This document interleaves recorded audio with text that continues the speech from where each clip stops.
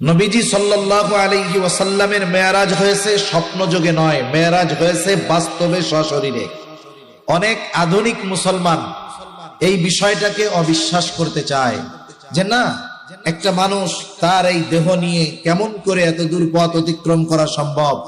কারণ আকাশের কিছু জায়গা আছে যেখানে যাওয়ার পরে কোনো মানুষের এই দেহ টিকে থাকবে না। এত তাপ, যেখানে যদি শক্তিশালী কোনো পদার্থ নিয়ে যাওয়া হয় ওগুলো গলে যাবে, আর মানুষ কেমনে ওই পর্যন্ত যাবে? সোজা কথা, মুমিনের জবাব, এগুলো বানিয়েছেন সব আল্লাহ। আল্লাহ তাআলা যদি চান, এর চাইতে কঠিন বিষয় আল্লাহর জন্য নিঃসন্দেহে অতি অতি সহজে সম্ভব। ঠিক কিনা বলেন?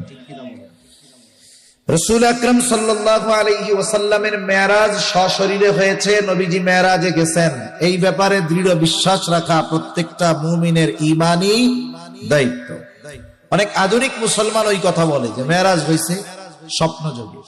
বাস্তবতা হলো, আজ থেকে 100 বছর আগেও অনেক জিনিস আছে যেগুলো আমরা কল্পনাতীত মনে করতাম। 100 বছর আগের মানুষ মনে করতো এগুলো অসম্ভব, কিন্তু আজকে 100 বছর পরে, 100 বছর আগে যেটাকে মানুষ অসম্ভব ভাবতো, আজকে 100 বছর পরে এটা শুধু সম্ভব না, এটা সাধারণ একটা ব্যাপার। ঠিক কিনা বলেন?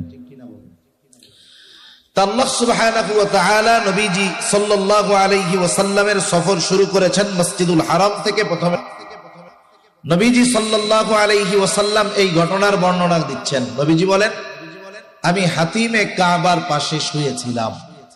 হাতিমে কাবা এটা আবার কি জিনিস বা কোনটা? যারা বাইতুল্লাহ সফরে গেছেন তাদের তো স্বাভাবিক জানা আছে যে বাইতুল্লাহর যেই মূল স্ট্রাকচার, মূল ঘর, চারকোনা যেই কালো গেলাফে মোড়ানো ঘর, ওর এক পাশে বাঁকা দেয়ালের মতো একটা দেওয়া আছে, প্রায় 4 ফিট 4.5 ফিট উঁচু হবে। এই বাঁকা দেওয়ালের ভেতরের অংশ তথা ওই দেওয়াল থেকে নিয়ে এই 4 কোনা ঘর পর্যন্ত, এটা হলো হাতিমে কাবা। আর এটা মূল কাবার অংশ, এটা মূল কাবার অংশ। যেমন কেউ যদি ওই 4 কোনা ঘরের ভেতরে নামাজ পড়ে, তার কেবলা কোনটা হবে? আমরা তো ওই ঘরের দিকে ফিরে নামাজ পড়ি।